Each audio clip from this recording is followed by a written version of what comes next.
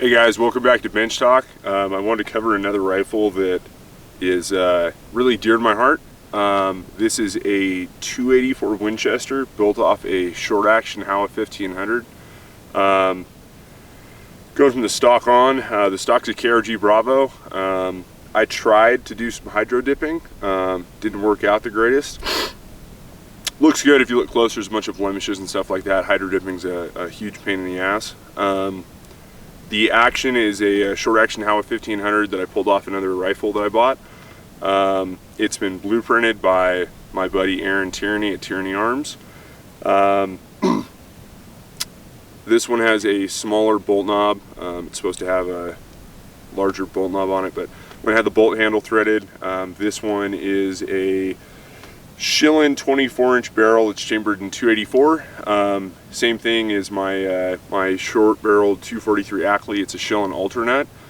So basically their version of a Remage barrel, which is takes a Savage small shank barrel nut. This one takes a Savage large shank barrel nut. Schillen did the chambering, and it's also threaded 5/8 by 24. If I'm not running a can, I usually run the Griffin Armaments, I think it's the Explorer Blast Shield. Basically it just pushes the concussion forward. This is basically a short mag, in theory. I get the exact same velocities out of this cartridge and this rifle setup running out of a 2.50 AIC mag. Running at mag length, I get the exact same velocities out of this that I do out of like a 7 mag. Off a long action. So I'm using currently I'm using 6.5 by 284 Norma brass, but technically it's Lapua, so it's 6.5 by 284, and it's the Lapua's version of the 6.5 284 Norma. It's been sized up, so now it's technically back to the parent cartridge of the 6.5 by 284, so it's sized out to a 284 now. I'm pushing 162 grain Hornady ELDM at about 2850. I'm using accurate 4350.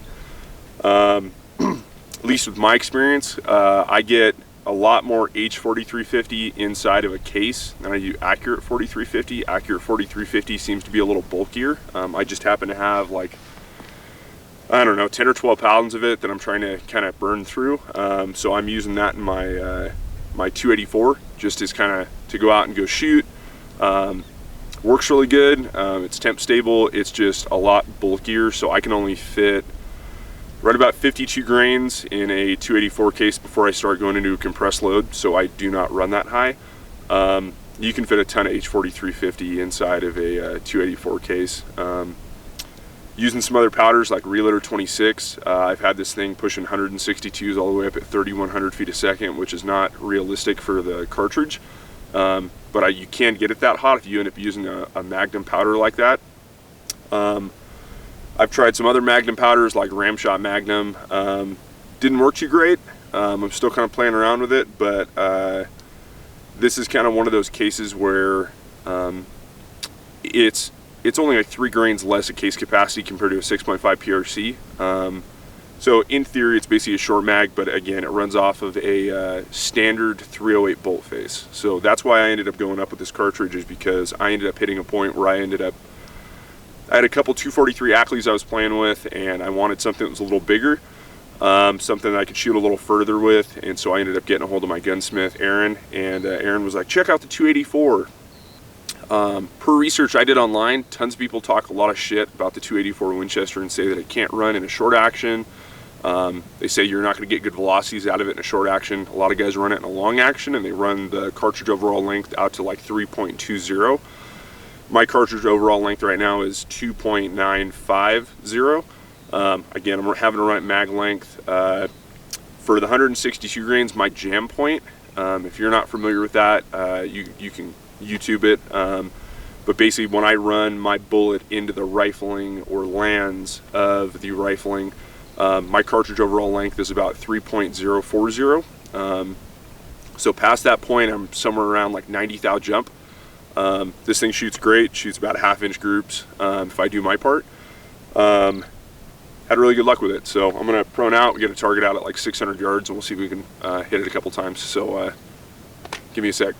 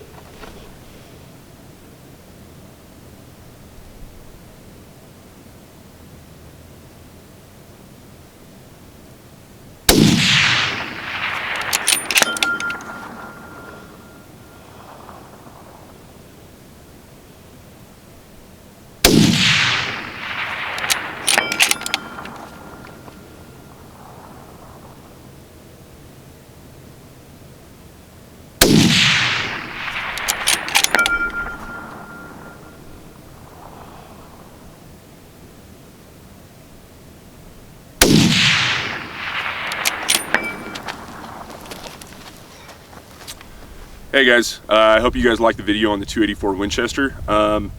Again, I'm basically just making this video because I was in a point where someone told me to build one of these, and I thought they were crazy because I went online and researched it as much as I could online, and every expert online says that you can't run a 284 and a short action with heavy bullets, 162s, the 180s. Everyone says you have to run it in a long action, you have to run it at a cartridge overall length of 3.2 inches. You won't get any velocity, running a mag length like I am at 2950. So I basically I'm making these videos to just pass information along. I'm not paid at all. I mentioned Aaron's my gunsmith. I pay for all my work. I pay for all my barrels. I pay for everything. I really like this caliber. And it's funny because in the US it seems like it gets a lot of flack. Either F-class shooters use it and they have super good success, running 28, 30-inch barrels, whatever.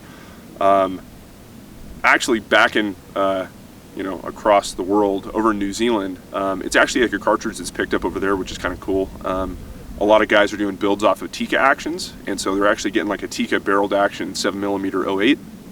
They're just reaming out the current barrel into a 284, and then they're lopping off the barrel, and they're doing 20 to 18 to 16 inches. And their whole thing is they want to shoot the 162 grain ELDMs, and guys are reporting with reloader 16, reloader 17, pushing hot loads. They're getting 162 grains out of a short barrel at 2,800 feet a second. I try not to push my stuff too much. I want to keep the barrel intact as long as I can, and same thing with brass. So I mean, I'm pretty good with me pushing 162s out of a 24-inch barrel at 2850. I think my hunting load is going to be a little hotter than that, but at least for right now, for hitting steel, it does great. It stays supersonic out to 2,000 yards, at least where we're at right now at 5,000 feet elevation. So I'm really happy with it. We'll actually have a second build later down the road. Aaron's finishing up another build for me, same thing off a Howa 1500 short action. I have a carbon fiber stock I'm going to throw it in, and it's actually going to have a 24-inch proof research carbon barrel. I went with a 1 8.5 twist. This one is actually a 1 8. I know I didn't mention that earlier. This one's a 1 8 twist. I wanted to be able to shoot heavy bullets. And some people might laugh and say, you're not going to shoot anything heavier over 162. I've actually had really good luck shooting the 180 grain ELDMs by Hornady. Same thing, shooting them at mag length at 2950. You can actually seat the bullet in, and it sticks out far enough to where it's not, the ogive of the bullet is not in the neck. For anyone who either does or doesn't reload, right when you reload a cartridge, you don't want to push the bullet in further than the ogive of the bullet, because then you will have basically less bearing surface that's gripping onto the bullet itself. So with 180 grain ELDMs, using H4350, I've gotten them up to 2,800 feet a second. They grouped real well, and I actually dropped it a little lower because that was a pretty stiff load. So I have a pretty comfortable load at 2,700 feet a second, and they shoot great. They shoot really flat. Still deciding if I'm going to use those or the 162s in my my hunting load with that lightweight rifle, but we'll do another video at some other time. If you guys have any questions, please comment. If we get a bunch of people asking questions or anything like that, I'll gladly answer them. I'm not an expert by any means. It's just sad that you look online and a bunch of people knock this cartridge and say you can't run it in a short action. I think this is a great caliber for anyone who has a short action rifle and says like, hey, they see the 6.5 PRC come out and they're like, wow, like it'd be really nice to have something that's pretty close to a short magnum. But hey, I only have a 308. Well, you can go rebarrel it and you can do a cartridge like the 6.5 by 284 Norma, or you can do a straight 284 Winchester. Both those cartridges have basically 3 grains less of H2O capacity compared to the 6.5 PRC, and the whole thing is because the cartridge is made off of a rebated rim. So it's a 308 bolt for 308 rim, but the cartridge is pretty fat. It'll make more sense if you actually get your eyes on one.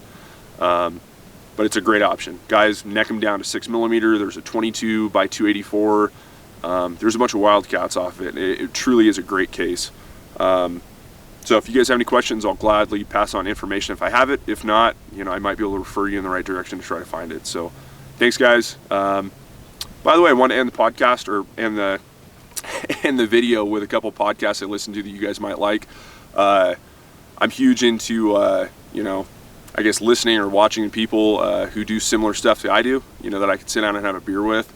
If you guys are on YouTube or Instagram, I highly recommend you guys go check out Amantine.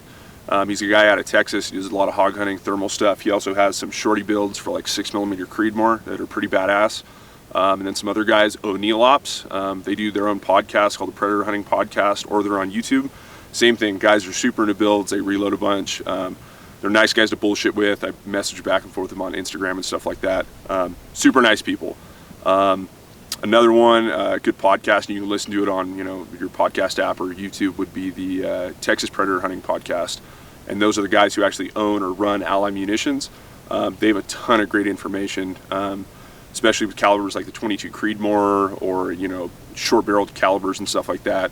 It's pretty badass. So go check it out, and I hope you guys have a good February. That's the end of this month. Good February. All right, guys.